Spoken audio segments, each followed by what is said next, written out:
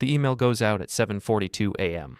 Subject, protocol update, effective immediately to frontdesk@axiomtech.com era.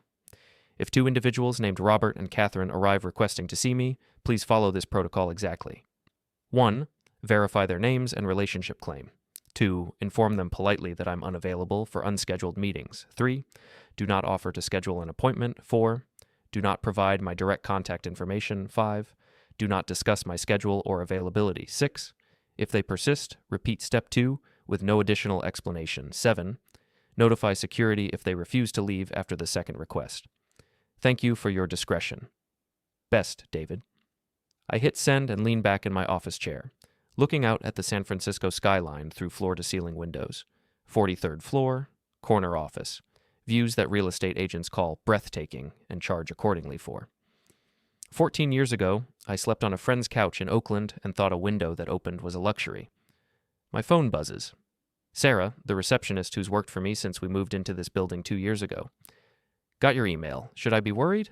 I type back, just precautionary. Probably nothing. But I know it's not nothing. The magazine hit newsstands yesterday. Forbes, cover story, The Reluctant Billionaire, how David Chen built Axiom Tech from nothing and sold for $210 million. They used the photo I hated, the one where I'm standing in front of the old warehouse where we started, arms crossed, trying to look confident instead of terrified. The headline is bigger than my face. My parents will see it, if they haven't already, and when they do, they'll come. Not because they're proud, not because they miss me, but because successful people are worth knowing, and estranged children with $210 million exits are worth reclaiming. At 2:27 p.m., my phone buzzes again. Sarah. They're here. 3 words. No elaboration needed. I pull up the lobby camera feed on my computer. There they are, standing at the marble reception desk in my building's soaring atrium. My father in a suit that looks expensive but slightly outdated. My mother in a dress and pearls, her hair styled the way she always wore it. Elegant, controlled, perfect. They haven't changed much.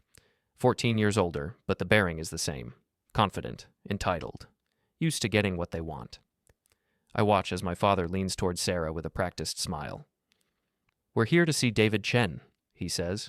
We're his parents. Sarah's expression doesn't change. Professional, pleasant, unreadable. Do you have an appointment? We don't need an appointment, my mother interjects, her voice carrying that tone I remember so well, the one that says she's being reasonable and you're being difficult. We're family. I understand, Sarah says calmly. Unfortunately, Mr. Chen isn't available for unscheduled meetings. If you'd like to, perhaps you didn't hear me, my father says, the smile getting tighter. We're his parents, Robert and Catherine Chen. Just let him know we're here. Sarah doesn't flinch. I've confirmed your relationship claim, Mr. and Mrs. Chen. However, Mr. Chen has made it clear he's unavailable. I apologize for any inconvenience. I watch my mother's face transform, the mask of pleasant civility cracking just slightly. This is absurd. We drove 2 hours to get here. Surely he can spare 5 minutes for his own parents. I'm afraid that's not possible. Then schedule us for another time, my father demands. I'm unable to do that, sir. Unable or unwilling? Unable, sir, per Mr. Chen's instructions. The word instructions lands like a bomb. I see it in their faces, the realization that I anticipated this, that I gave explicit orders about them, that this rejection isn't an accident or a misunderstanding. It's intentional. My mother's voice goes cold. I'd like to speak to your manager. I report directly to Mr. Chen. Then get him on the phone, now. I'm afraid I can't do that, ma'am. My father steps closer to the desk, his voice dropping to that dangerous register I remember from childhood. Young lady, I don't think you understand the situation. We are his parents. We have a right to see our son. Sarah's expression remains unchanged, calm, professional, following the script I gave her. I understand this is frustrating, Mr. Chen. However, I can only follow the instructions I've been given. Mr. Chen is unavailable for unscheduled meetings. If you'd like, I can provide you with the general company email address. We don't want the general email address, my mother snaps. We want to see David, right now. I'm sorry, but that's not possible.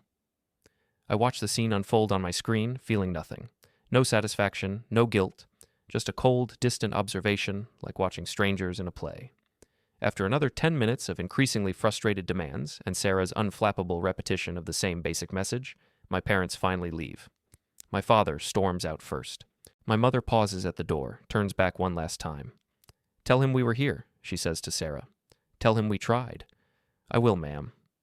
But we both know she won't need to. I've been watching the whole time.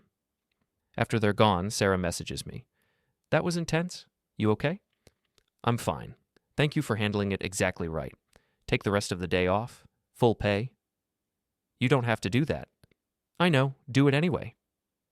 I close the camera feed and turn back to the window, to the city spreading out below me like a circuit board, all those lives intersecting and diverging, building and breaking, succeeding and failing. Somewhere out there, my parents are driving back to their comfortable life in Sacramento, probably furious, probably confused, probably telling themselves I'm being unreasonable. They're right. I am being unreasonable. But after 14 years of silence, I think I've earned it. Let me tell you how we got here. Let me tell you about the night I became invisible to the people who made me. I was 18 years old, sitting at the dinner table in the house I grew up in, trying to explain my decision to my parents. It was late May, a few weeks before high school graduation, and the air was thick with California heat and unspoken tension.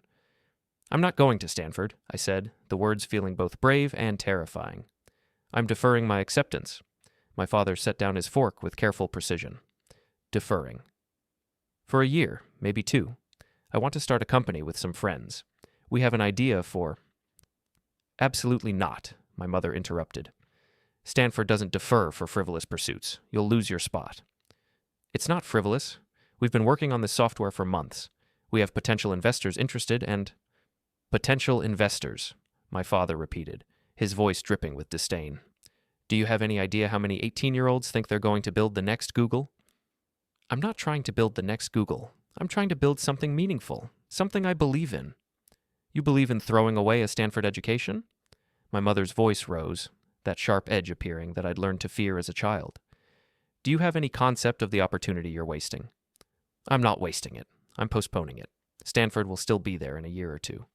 "No," my father said flatly. "It won't. You turn down Stanford, you're done. You'll end up at some state school with all the other kids who couldn't cut it." "I got into Stanford. I can cut it. I'm just choosing a different path." "A path to failure," my mother spat. "Do you know what the success rate is for startup companies? Less than 10%? You want to bet your future on less than 10%? Some people have to be in that 10%. Why not me?" "Because you're not special, David." My father leaned forward, his eyes hard. "You're smart, yes. You got good test scores. But so did everyone else who got into Stanford.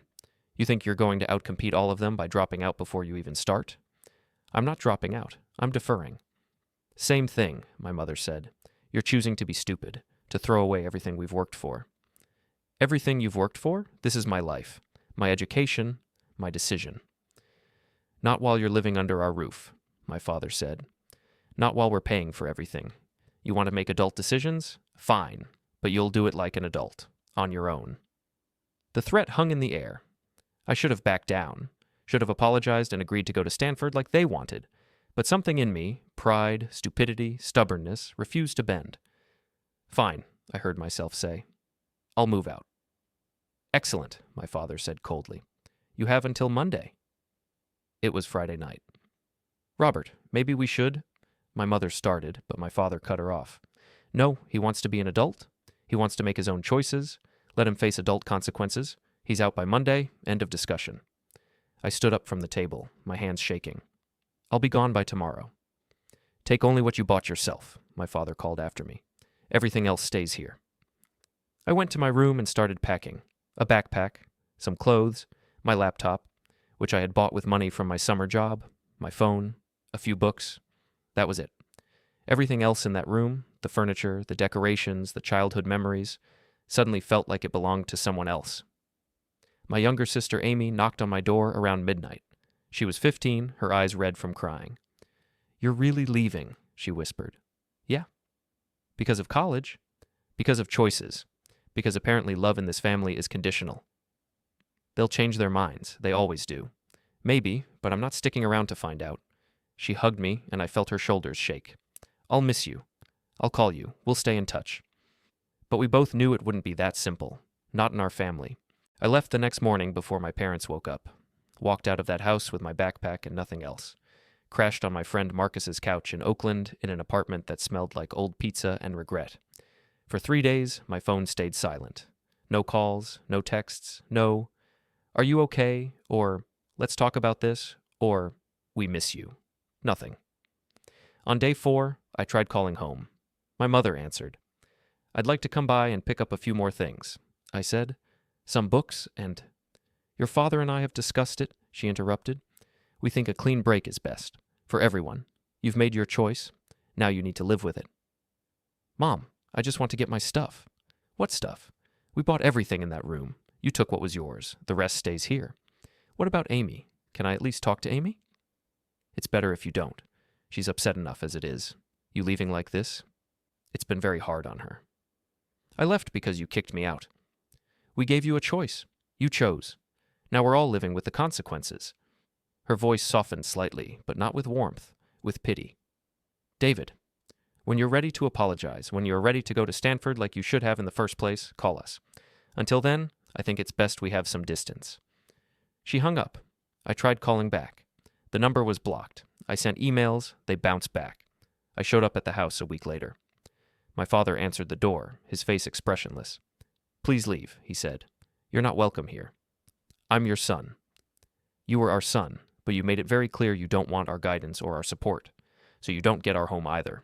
If you don't leave, I'll call the police for trespassing." He closed the door.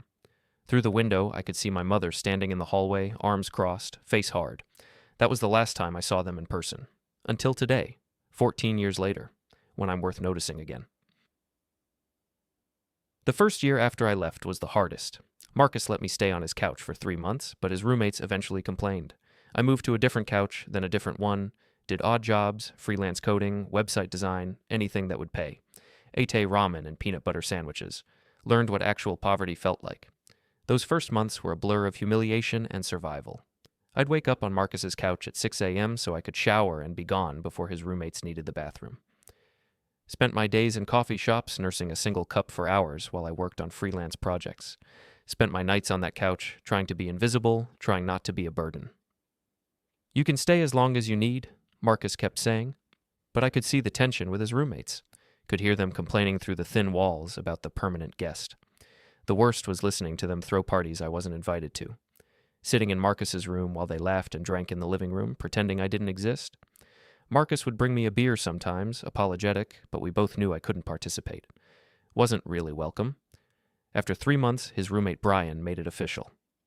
"Look, no offense, but this is getting weird. You need to find your own place." "I'm working on it," I said, though I had maybe $800 saved and rent in Oakland started at $1,500 for a shoebox. "Work faster. End of the month." Marcus tried to argue, but Brian was on the lease and I wasn't. I was out. The next couch belonged to a guy named Tyler, who I'd met through a coding forum. He had a 2-bedroom in the Tenderloin that smelled like weed and old takeout. Rent was $300 a month for floor space in his living room. No overnight guests, no touching my stuff. Gone by 7 a.m. because I work nights, Tyler said when I moved in. Break any of those rules and you're out. I lasted 2 months there before Tyler got evicted for not paying rent. Spent one terrifying week sleeping in my car, a beater Toyota I'd bought for $900 that barely ran. Showered at the gym I couldn't afford to keep going to. Brushed my teeth in gas station bathrooms. The startup with my friends fell apart within 6 months. Turns out high school kids don't make great business partners, and our revolutionary software idea was neither revolutionary nor particularly good. We had no funding, no experience, no network, just enthusiasm and naivety. The final meeting was in Jake's garage. He'd been the CEO, though none of us really knew what that meant. His parents had been funding our server costs, and he'd just told them we'd burned through $3,000 with no revenue. "They're cutting us off," Jake said, not meeting anyone's eyes. "And honestly, I think we should just call it. This isn't working." "We just need more time," Sarah argued. She'd been our lead designer, believed in the vision even when no one else did. "We're close to a beta release. If we can just—" "We're not close to anything," Jake interrupted. "We've been 6 months away from launch for 6 months. We're never going to launch because this isn't a real product. It's a toy, a fantasy." "Then fix it," I said. "Make it real. We've come this far." "You've come this far because you've got nothing else. The rest of us have college acceptances. We have futures. This was supposed to be a fun summer project, not our whole lives." "It's my whole life." "Yeah, well, maybe that's the problem. Maybe you should have gone to Stanford like your parents wanted instead of wasting everyone's time on this." The words landed like punches. I walked out of that garage and never saw any of them again. By October, I was alone, broke, and starting to wonder if my parents had been right all along. The thoughts came at night when I was trying to sleep in whatever temporary space I'd found. Maybe I should have gone to Stanford. Maybe I should have played it safe. Maybe I should have been the son they wanted instead of the person I thought I needed to be. I thought about calling them, thought about apologizing, thought about begging to come home. But every time I reached for the phone, I remembered my father's face that last day. The cold dismissal. The absolute certainty that I was making a mistake and they were washing their hands of me. I couldn't go back. Not like that. Not as a failure proving their point. So I doubled down, got a job as a junior developer at a small tech company called Dataflow. $40,000 a year, which felt like winning the lottery after months of unstable freelancing. The interview was brutal. They'd wanted someone with 3 years of experience, and I had 6 months of failed startup work. But I talked my way in by showing them code I'd written, problems I'd solved, the discipline I'd developed from having no safety net. "You're green," the hiring manager said, "but you're hungry. That counts for something." I moved into a tiny studio apartment, my first real place, even if it was barely bigger than a closet. 400 square feet in a building that hadn't seen renovations since the 70s. Carpet with mysterious stains. A bathroom so small I had to open the door to use the toilet. A kitchenette that was literally just a hot plate and a mini fridge. But it was mine. I had a key, a lease with my name on it, a place to exist without permission. I furnished it with things from Craigslist and thrift stores. A futon that doubled as my couch and bed.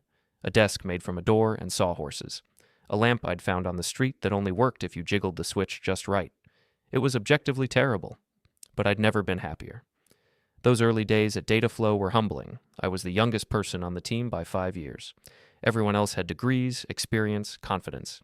I had code samples and desperation. My cubicle mate was a guy named Raj, who'd graduated from Carnegie Mellon with a master's in computer science. He'd look over at my screen sometimes and wince at my code. "You're doing it the hard way," he'd say, then show me a more elegant solution. I'd take notes, learn, adapt, spend every lunch break reading documentation and tutorials, every evening practicing what I'd learned, every weekend building personal projects to cement the concepts. My manager, Tom Reeves, noticed. "You stay late a lot," he said one evening, stopping by my desk at 7 p.m. "Trying to catch up? Everyone else here is way ahead of me." Everyone else here had 4 years of college. You've got 6 months of real-world experience. You're not behind, you're just starting from a different place. Feels like behind. Behind suggests you're on the same track but moving slower. You're on a different track entirely. And honestly, I respect that. School teaches theory. You're learning by doing. That has value too. Thanks. Keep it up. But also, don't burn yourself out. This is a marathon, not a sprint. I didn't listen to that last part. Couldn't afford to. Worked nights and weekends, took online courses, read every business book I could find from the library, studied successful founders, their strategies, their failures, their comebacks. I was building something, but I wasn't sure what yet. Just knew I needed to build, needed to prove something, to my parents, to myself, to the universe that had taken such a cold turn. During this time, I'd occasionally see social media posts from my high school friends. Jake at USC, partying with his fraternity, Sarah at NYU, posting photos of her design projects. Others at various colleges, living that traditional college experience I'd supposedly missed out on. They looked happy, carefree, like 18-year-olds should look. I looked tired, older than my age, like someone who'd learned too fast that the world doesn't care about your plans. But I was learning, growing, building skills that would actually matter in the real world instead of just on a transcript.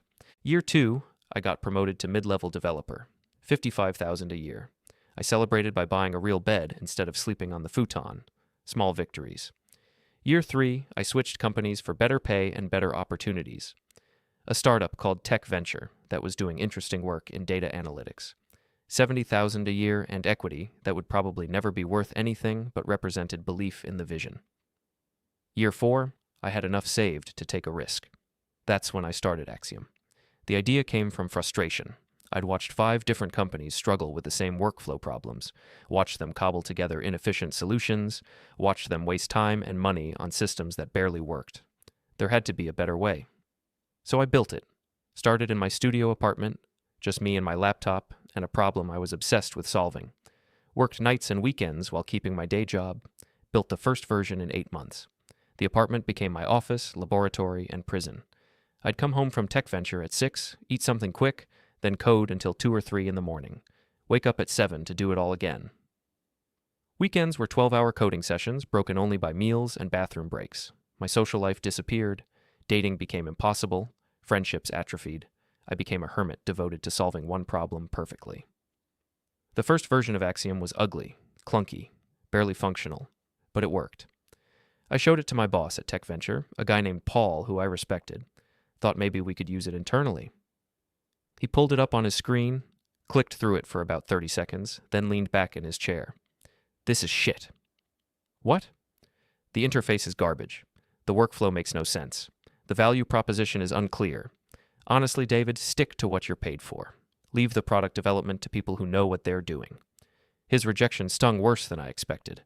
I'd spent 8 months building this. 8 months of sacrificed sleep and social life and any semblance of balance. And he'd dismissed it in 30 seconds. I went home that night and stared at the code, trying to see what he saw. Was it really that bad? Or was he just not the right audience? I spent the next 2 weeks showing it to other people, developers I knew, small business owners I'd met through networking events, anyone who might have a use for workflow management software. Most reactions were lukewarm. Some people saw potential, but wanted features I hadn't built yet. Others didn't understand what problem it solved.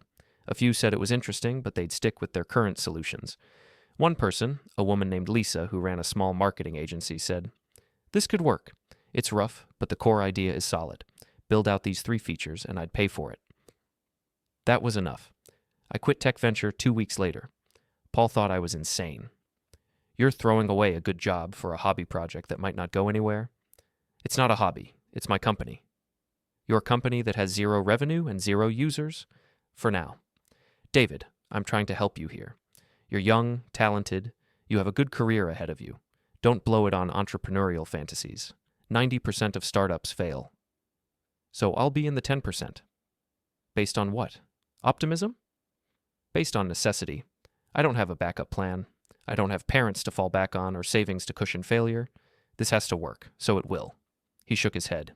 "Good luck. You'll need it." I cashed out my modest 401k despite the penalties, took my savings, and went all in on Axiom. My parents didn't know about any of this, hadn't known about the job, the promotions, the tiny apartment, the endless nights of coding.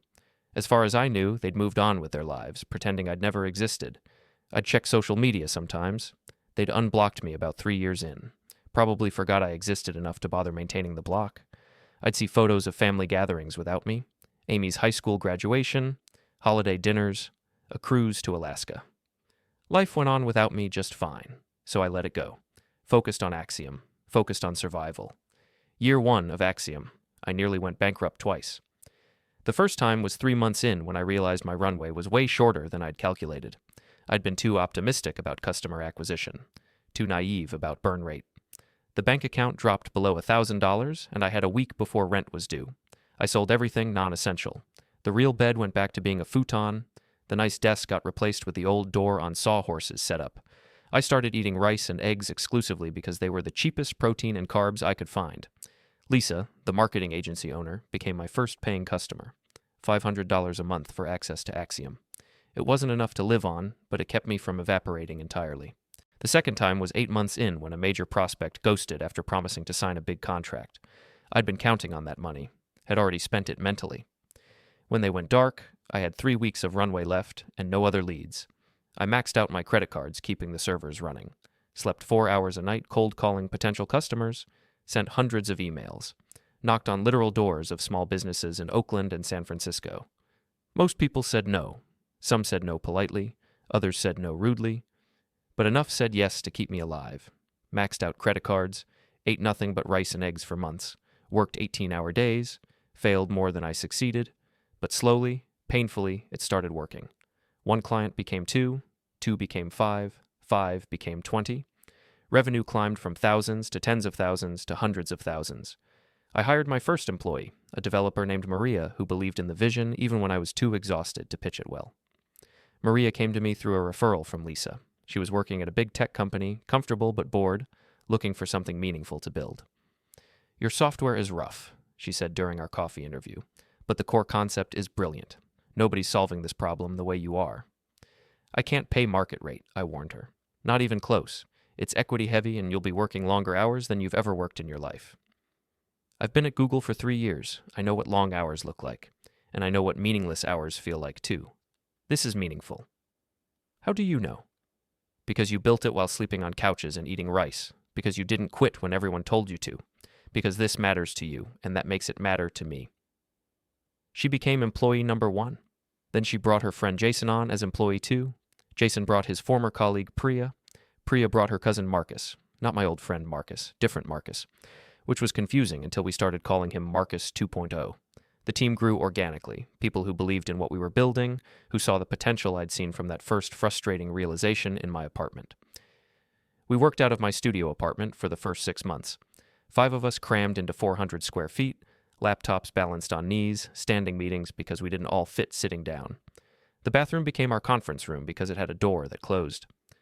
"This is insane," Jason said one day, trying to debug code while Maria and Priya held a product discussion 2 feet from his ear. "We need an actual office." "We need revenue first," I said. "Office comes after survival." But he was right. We were functional, but not sustainable. We needed space. We needed infrastructure. We needed to look like a real company if we wanted real clients. I found a cheap lease in the warehouse district, 2,000 square feet of raw concrete and exposed pipes. $1,500 a month, which terrified me, but it gave us room to breathe, room to hire, room to grow. We moved in on a Saturday, the 5 of us carrying secondhand furniture and equipment, set up desks made from doors and sawhorses, bought folding chairs from Costco, strung up Edison bulbs because they were cheap and looked intentionally industrial. "It's perfect," Maria said, looking around at our shabby space. "It looks like every successful startup's origin story photo. Or like we're broke and scrappy." "Same thing. Nobody successful started in a nice office. You started in a nice office. You probably didn't have to fight hard enough to survive." She was right. The warehouse became our home, our battleground, the place where we built something from nothing. By year 3, we had 50 employees and $7 million in revenue. We were profitable. Actually profitable. I remember the day we crossed into profitability. I was in my office, an actual office now, not just a desk on the floor, looking at the spreadsheets, seeing black ink where red ink had been for so long. Maria came in, saw the screen, and her eyes went wide. "Is that... We're profitable. For the first time. Actually, sustainably profitable." She grabbed me in a hug, both of us laughing, maybe crying a little. 3 years of struggle, of doubt, of wondering if we'd make it. And we'd made it. "We should celebrate," she said. "We should keep working. Profitability doesn't mean safety." One night, one dinner, let the team celebrate what we've accomplished. So we did. Rented out a private room at a restaurant none of us could have afforded individually. Bought champagne, cheap champagne, but champagne nonetheless. Toasted to survival, to growth, to believing in something when everyone else thought we were crazy. "Speech!" someone called out. I stood up, glass in hand, looking at the faces around me. People who'd taken risks to join us, who'd believed in the vision, who'd worked impossible hours for modest pay and uncertain equity. 3 years ago, I said, I was alone in a studio apartment with an idea and no clue how to execute it. 2 years ago, we were 5 people crammed into that same apartment, convinced we were building something special, but not sure anyone else would agree. 1 year ago, we moved into that warehouse, and it felt huge, impossibly huge, and we wondered if we'd ever fill the space. Today, we're 50 people. We're profitable. We're growing. We're not just surviving, we're thriving. And that's because of all of you. Because you believed when belief was all we had. Because you worked when work was all there was. Because you chose to be here, building this, instead of taking safer, easier paths. So this toast is for you, for choosing risk, for choosing us, for proving that sometimes the crazy ideas are the right ones. We drank, and for the first time in years, I felt something other than stress and exhaustion. I felt proud, not of beating my parents' expectations, though there was some of that. Mostly proud of building something real, something that mattered, something that employed 50 people and solved real problems for real clients. By year 5, we had 200 employees and $15 million in revenue. I moved into an actual apartment, a real one, not a studio, with a separate bedroom and a kitchen that could fit more than one person. Furnished it slowly, deliberately, with things I actually liked instead of things I could afford from Craigslist. Got a dog, a rescue named Max, who'd been abandoned by his previous owners. We understood each other, started dating occasionally, nothing serious, I didn't have time for serious, But it was nice to remember I was a human, not just a founder. Started therapy, too. Found Dr. Lin through a referral from Derek, my CTO, who'd been seeing her for years. First session, she asked what brought me in. Success feels hollow, I admitted. I'm achieving everything I said I wanted to achieve, but I don't feel anything, just tired. What do you think you should be feeling? I don't know. Happy, proud, vindicated, something other than exhausted. You know what's interesting, she said. You're describing achievement, not fulfillment. They're different things. How? Achievement is external. Metrics, revenue, employees, success markers. Fulfillment is internal. Connection, purpose, meaning. You've achieved a lot.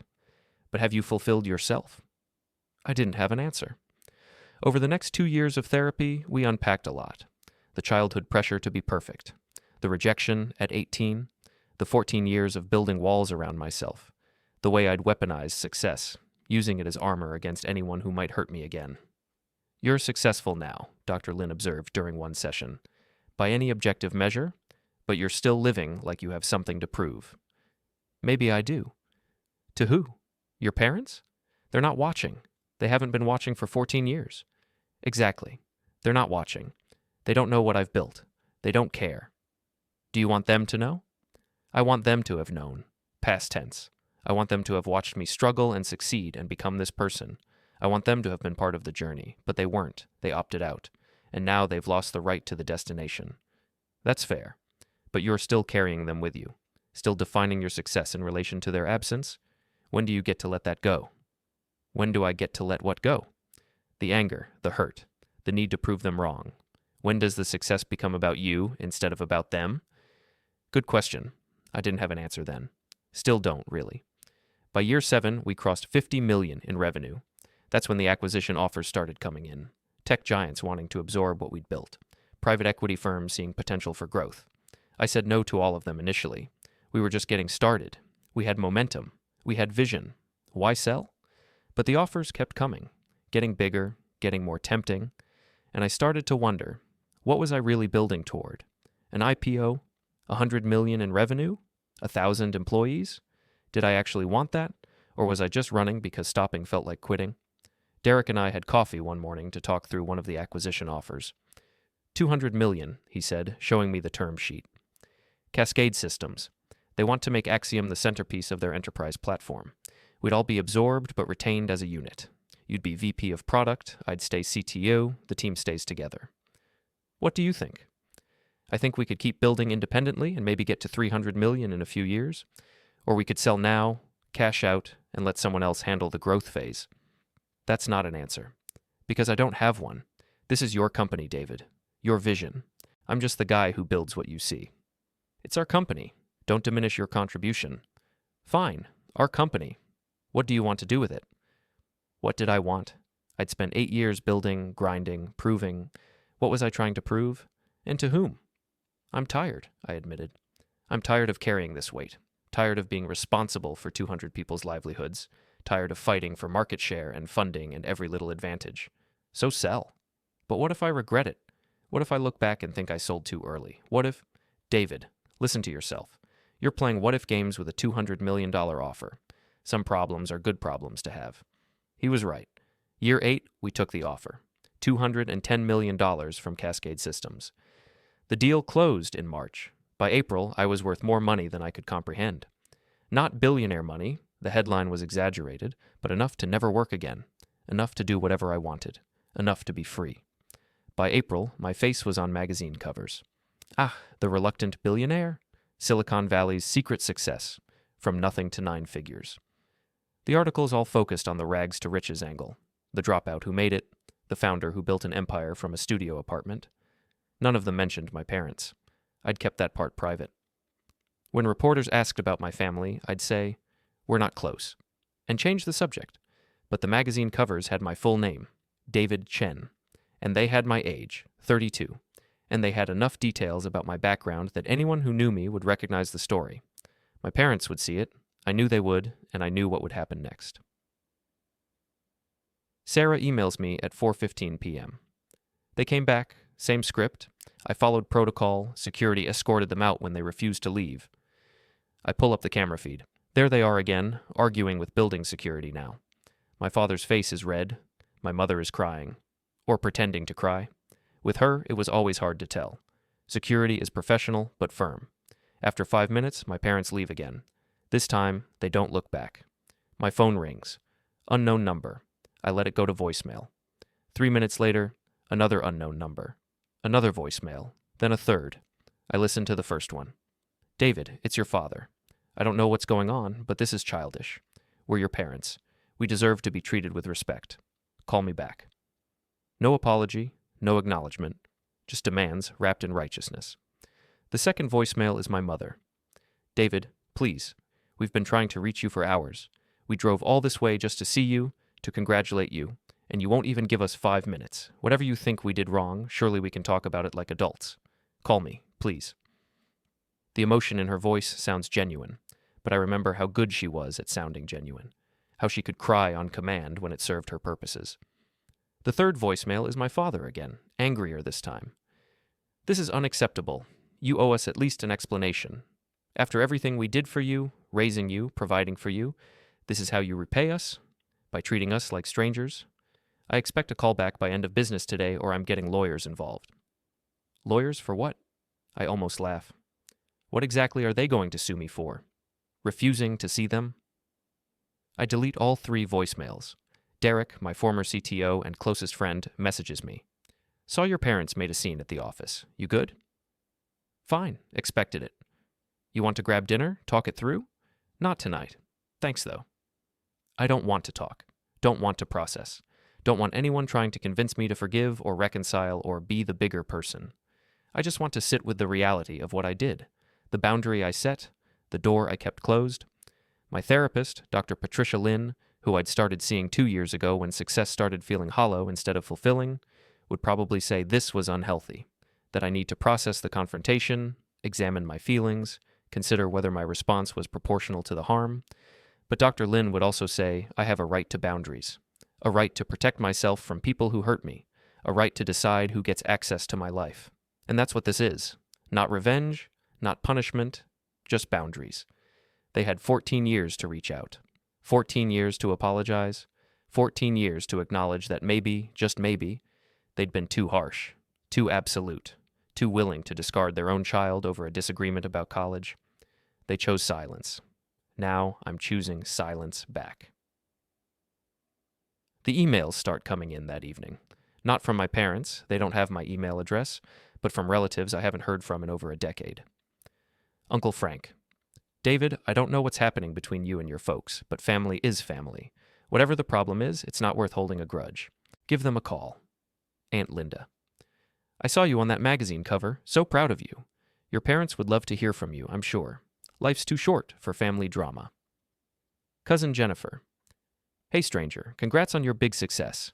Mom mentioned your parents tried to visit you, but there was some mix-up at your office. Maybe give them your cell number. They're really proud of you. Every email the same basic theme. Forgive, forget, move on. Family is family. Life's too short. Be the bigger person. None of them asking what happened, none of them acknowledging that maybe my parents did something worth being upset about. Just automatic assumptions that whatever the problem is, it's my responsibility to fix it. I delete them all without responding. More voicemails come through the next day. My parents calling from different numbers. Friends' phones probably, since I keep blocking them. David, this is getting ridiculous. We're your parents, not criminals. I don't understand why you're doing this. What did we ever do to deserve this treatment? Your father and I are devastated. Absolutely devastated. We've been so worried about you all these years, and now we finally find out you're successful and you won't even talk to us. That one almost makes me laugh. Worried about me? In 14 years, they never once checked if I was alive. Never asked anyone about me. Never made any attempt to bridge the gap they'd created. But now I'm wealthy, and suddenly they've been worried all along. On day 3 after the magazine publication, I get a certified letter at my office from a law firm. My father wasn't bluffing about lawyers. The letter is impressively formal and entirely baseless. It demands I cease harassment of my parents. I haven't contacted them at all. Threatens legal action for emotional distress caused by my refusal to see them, and insists I respond within 10 business days. I forward it to my attorney with a note. FYI, Don't bother responding unless they actually file something. My attorney calls 30 minutes later. David, this is bullshit and they know it, but it's going to be expensive bullshit if they actually follow through. You want my advice? Take one meeting, let them say whatever they need to say. Then you can move on knowing you tried. I don't want to try. I get it.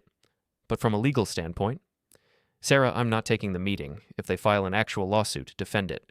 But I'm not negotiating with people who think lawyers are an appropriate response to their adult sons setting boundaries.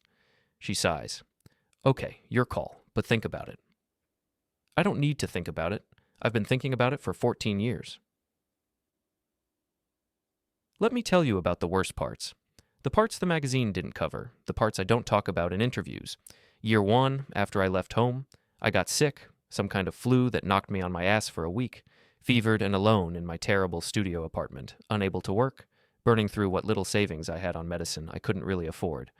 At my lowest point, shaking with fever at 2 a.m, I called my parents' number even though it was blocked, just to hear the voicemail message, just to hear my mother's voice saying, "You've reached the Chen residence." It didn't even go to voicemail, just a deadline. They'd change the number. Year 3, I passed by their house on a drive through Sacramento, saw my mother in the front yard, gardening. She looked peaceful, content, like she hadn't just erased a son from her life. I almost stopped, almost got out of the car, almost walked up and said, "What? That I was still alive? That I missed her? That I was sorry even though I wasn't sure what I'd be apologizing for?" I kept driving. Year 5, Amy found me on social media. She was in college by then, UC Berkeley, ironically enough. She messaged me saying she'd thought about me every day, that she'd begged our parents to reach out, that they refused, said it was for the best. We met for coffee. It was awkward but good. She told me about her life, the boyfriend, the major, psychology, of course, the plans for grad school, asked about mine. I told her about Axiom, about the company that was just starting to take off. "Are you happy?" she asked. "I don't know. I'm driven. Is that the same thing?" "Probably not." "What about you?" "I'm okay. But I miss having a brother. I miss our family being whole." Our family was never whole. We just pretended it was. She didn't argue. We stayed in touch after that. Nothing regular. She couldn't risk our parents finding out. But occasional check-ins. The only connection to my old life that didn't feel toxic. Year 7, my grandmother died. My father's mother, who'd always been kind to me, who'd sneak me cookies when I was a kid and tell me I was special. I found out through Amy 2 weeks after the funeral. Our parents hadn't told her to tell me. She just thought I should know. I'd missed saying goodbye, missed the funeral, missed the chance to pay respects to one of the few people in that family who'd actually loved me unconditionally. That hurt more than I expected. Year 8, I hired a private investigator to check on my parents, not to contact them, just to know they were okay, that my silence wasn't causing actual harm. The PI reported back they were fine, retired comfortably, active in their church, volunteering at local charities. My mother had won some award for her community service. My father played golf twice a week. They'd built a life that looked picture perfect from the outside, and I wasn't in it anywhere. The PI asked if I wanted more details. I said no, paid him, and never called again. Those moments, the fever, the drive-by, Amy, the grandmother, the PI report, they were the ones that almost broke me, the ones that made me question whether I was being too stubborn, too proud, too unforgiving. But then I'd remember that final day, the coldness in my father's eyes, my mother's willingness to let him throw me out without fighting for me, the absolute certainty that I was making a mistake and they were going to let me fail alone. And I'd remember that I didn't cut them off. They cut me off. I'm just refusing to let them back in now that it's convenient for them. 1 week after the magazine publication, Amy calls me. "They've been calling me constantly," she says without preamble, asking me to reach out to you, to convince you to talk to them. "What did you tell them?" "That it's not my place, that if you wanted to talk to them, you would, that they need to respect your boundaries." "How'd they take that?" "Not well. Dad yelled, Mom cried. They're confused and hurt and angry. They genuinely don't understand why you're shutting them out. They kicked me out at 18 and never looked back. For 14 years, that's why." "I know, I told them that. They say it's different, that you made your choice and they respected it, that they were giving you space to grow up and figure things out." I almost laugh. Space to grow up. Is that what we're calling it now? "David, I'm on your side. I think what they did was terrible, but they're also my parents and they're hurting and I'm caught in the middle." "You don't have to be in the middle. You don't have to be my messenger. I know, but I love you both, and this situation is killing me. I feel guilty then. Amy shouldn't be suffering because of choices our parents made years ago. I'm sorry you're in this position, but I'm not ready to talk to them. Maybe I'll never be ready, and that needs to be okay. Is it about the money? They think you think they're just coming around because you're rich now? It's not about what I think. It's about what's true. Where were they when I was sleeping on couches? When I was eating ramen because I couldn't afford real food? When I was building something from nothing with no support and no safety net? They didn't know. They didn't know because they chose not to know, because it was easier to write me off than to admit they might have been wrong. Silence on the line. Then, you're right. I know you're right. I just wish... Wish what? That we could all be a family again. A real family, not this broken, scattered thing. We were never a real family, Amy. We were a performance, and I'm done performing. After we hang up, I sit in my empty office. Everyone else has gone home. It's past 8 p.m. And think about what family means. Is it blood, shared DNA, legal relationships? Or is it the people who show up, who support you, who believe in you even when you're at your lowest? By that definition, I have a family. Derek, who's been my partner and friend through every phase of Axiom. Maria, who took a chance on a failing startup when she could have had stability elsewhere.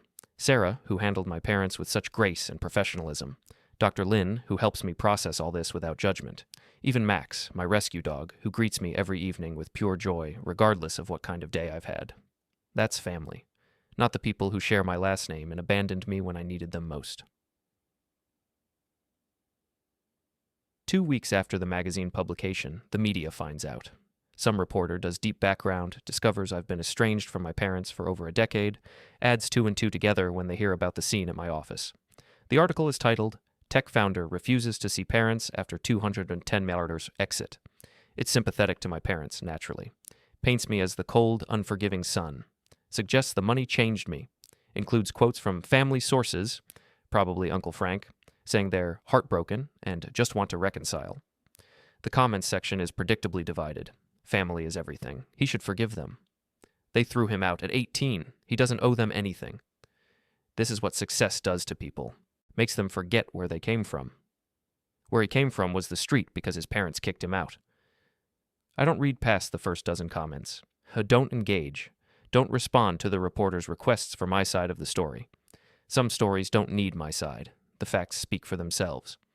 But the article opens floodgates. More reporters want the story. More relatives reach out with opinions. More strangers on the internet judge my choices based on limited information. Dr. Lin asks in our next session, how are you handling all the public attention? I'm not reading it. Good. But you're aware it exists? Kind of hard not to be. And how does that feel? Invasive, but also validating? Like, for 14 years, this was my private pain, my private estrangement. Now it's public, and some people get it. Some people understand that parents can be wrong, that family can be toxic, that blood doesn't obligate forgiveness. But some people don't understand. Right. They think I'm cruel, unforgiving, cold, that I should take the high road and reconcile. What would you say to those people? I'd say they didn't live my life, didn't experience what I experienced, didn't spend 14 years being erased by the people who were supposed to love them unconditionally. I pause. But I don't actually say that. I don't say anything, because I don't owe them an explanation either. You don't owe anyone an explanation. But sometimes articulating our position, even just to ourselves, helps us understand it better, helps us be more certain about our choices. I'm certain I don't want them in my life, not after they made it abundantly clear I wasn't welcome in theirs. Even now, even if they're genuinely sorry, they're not sorry, they're inconvenienced. There's a difference. Dr. Lin nods. She doesn't push, just helps me sit with my choices, examine them, make sure they're coming from a healthy place rather than unprocessed trauma. 3 weeks after the magazine publication, I get a letter. Not from lawyers this time, from my mother, handwritten on nice stationery, forwarded through my attorney since she doesn't have my address. I almost don't read it, almost throw it away unopened. But curiosity wins. Dear David, I've started this letter a dozen times and never known what to say. Your father thinks I shouldn't write at all, that you've made your position clear, but I'm your mother, and I need to try. I saw you on that magazine cover. You look so different from the 18-year-old who left. Older, of course, but also harder, colder. like you've built walls around yourself that nothing can penetrate. I wonder if we did that, if our decision to let you go, to give you space to make your own mistakes, somehow broke something in you that can't be fixed. Your father and I have spent these weeks trying to understand why you won't see us, why you've cut us out so completely. We gave you freedom. We let you make your choices. Yes, we were disappointed you didn't go to Stanford, but we never tried to stop you from pursuing your dreams. You chose to leave. You chose to cut contact. You chose to build a life without us. And now you're angry that we respected those choices? I know you probably won't believe this, but we've thought about you constantly, worried about you, wondered if you were okay. We wanted to reach out, but we didn't want to interfere with the path you'd chosen, and then we saw you'd succeeded beyond our wildest dreams, built something incredible, become the kind of man we always knew you could be. We're proud of you, David. So proud. We just want a chance to tell you that in person, to rebuild what was broken, to be a family again. Please, give us one conversation, one chance. That's all we're asking. With love, Mom. I read it 3 times, looking for the apology that never comes, looking for the acknowledgement of wrongdoing that isn't there. We let you make your choices, as if they gave me a choice, as if throwing me out with a backpack and blocking my number was respecting my agency. We wanted to reach out, but didn't, for 14 years. Didn't check if I was alive or dead or suffering. Didn't make any effort until I was worth something. We're proud of you. Now they're proud. When I'm successful and public and potentially useful to them, I put the letter in a drawer and don't respond. 4 weeks after the magazine publication, things finally start to quiet down. The story moves out of the news cycle. My parents stop showing up at my office. The emails from relatives trickle to nothing. The strangers' opinions online shift to newer, more interesting controversies. I can breathe again. Derek and I have dinner at our usual place, a hole-in-the-wall Vietnamese restaurant that we've been going to since the early Axiom days. We order the same thing we always order, pho and spring rolls and too much iced coffee. You holding up okay? Derek asks between bites. Better now that it's quieting down. Any regrets about how you handled it? No, I did what I needed to do. Set boundaries, protected my peace. Your parents could have been assets, connections, credibility, all that traditional family stuff. I have connections, I have credibility, I built both without them. True, but still, it's a weird position to be in, having family who want back in and refusing them. Is it weird, or is it just uncommon? Most people don't have the resources to say no to their parents. But I do, so I am? Fair enough. He pauses. For what it's worth, I think you're handling it exactly right. They don't get to opt out of your struggle and then opt back in for your success. Thank you. Although, and I say this with love, you might want to think about what happens next. You've closed the door, fine, but eventually you'll need to decide if it's closed forever or just closed for now. Why do I need to decide that? Because unresolved shit has a way of festering. I'm not saying forgive them, I'm saying figure out what closure looks like for you and then do that. He's not wrong, but I'm not ready for closure yet. Still need to sit with the anger, the hurt, the betrayal. Maybe someday I'll be ready to think about what comes next, but not today. 3 months after the magazine publication, I'm in a coffee shop in Palo Alto when I see her, my mother, sitting alone at a table by the window, staring at her phone. She doesn't see me. I could leave, could walk out the back door and avoid the confrontation entirely. But something makes me stay. Maybe curiosity, maybe spite, maybe just the realization that this moment was always coming. I walk over to her table, stand there until she looks up. The recognition in her eyes is immediate, followed by shock, then something that might be hope. David, she breathes. Catherine, I say, not calling her mom. Let her feel that distance. Please, sit, please. I sit, not because I want to, because I want to see what she'll say now that she doesn't have letters or lawyers or intermediaries. I come here sometimes, she says quietly. It's near where Amy lives. I was hoping, I thought maybe I'd run into you eventually. I don't live near here. Oh, right, of course not. She looks down at her coffee. I'm glad I saw you anyway. I've wanted to talk to you, to really talk. So talk. She takes a breath. Your father and I, we've been to therapy. After everything that happened with you refusing to see us, with all the media attention, we needed to understand what went wrong. And what did the therapist say? That we were too harsh, That we let our disappointment override our love. That we should have found a way to support you even if we disagreed with your choices. Sounds accurate. We thought we were teaching you a lesson about consequences and responsibility. We thought if we just gave you space, you'd realize you needed us and come back. I did need you, but you'd blocked my number. She flinches. Your father thought a clean break was best. That maintaining contact would enable you to keep making mistakes. So you decided to cut me off completely for 14 years. And now you want me to understand? I want you to forgive us. We made mistakes. Parents make mistakes. But we love you. We've always loved you. Love isn't enough. Love without respect, without support, without acceptance, that's not love. That's conditional tolerance. We're trying to do better, to be better. Doesn't that count for something? I look at her, really look at her. She's older than I remembered, grayer, tired, and small. When I was 18, my parents seemed like giants, powerful, immovable. Now my mother just looks like a regular person who made bad choices and is living with the consequences. You know what the worst part was? I say quietly. Not the being kicked out, not the blocked numbers, not even the 14 years of silence. The worst part was realizing you were fine without me, that your lives went on perfectly happily with a David-shaped hole where I used to be. You didn't miss me. You didn't need me. You just moved on. That's not true. It is true. You volunteered, you traveled, you lived your lives, and I was just gone, like I'd never existed, and that was okay with you. We told ourselves you were doing fine, that you'd chosen independence and we needed to respect that. We convinced ourselves you didn't want us in your life. I was 18, I didn't know what I wanted, I just knew I couldn't be who you wanted me to be, and instead of accepting that, you discarded me.